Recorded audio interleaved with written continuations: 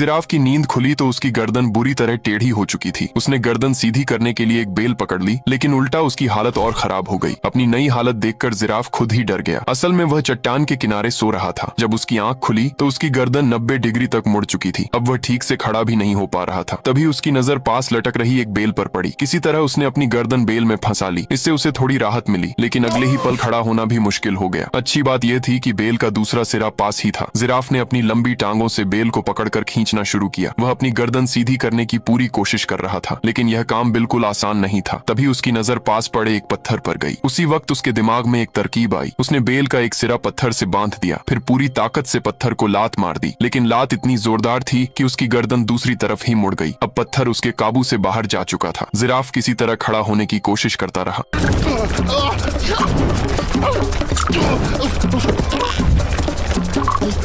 कई अजीब हरकतों के बाद उसकी गर्दन पूरी तरह पीछे की ओर झुक गई। अचानक पत्थर एक रुकावट से टकराया। वह उछलकर सीधा उसकी गर्दन पर जा लगा। एक पल के लिए उसकी गर्दन बिल्कुल ठीक हो गई। जिराफ राहत की सांस लेने ही वाला था, लेकिन अगले ही पल उसकी गर्दन जोर से उसके पेट से जा टकराई। घबराकर उसने एक छोटी टहनी पकड़ ली। वह उससे अपनी गर्दन वापस मोड़ने की कोशिश करने लगा, लेकिन उल्टा वहीं उछलकर दूर जा गिरा। डरा हुआ जिराफ इधर उधर भागने लगा और गलती से डैंडेलियन के फूलों वाले मैदान में जा पहुंचा। फूलों के पराग से उसे जोर की छींक आ गई। छींक के झटके से उसकी गर्दन लंबी होकर सीधी हो गई, लेकिन अब उसकी टांगें उसका साथ नहीं दे रही थीं। वह अपने अजीब तरह से मुड़े शरीर को घसीटते हुए बाहर निकलने का रास्ता ढूंढने लगा। तभी उसका सिर जोर से एक दीवार से टकरा गया। उसने सिर घुमाकर देखा।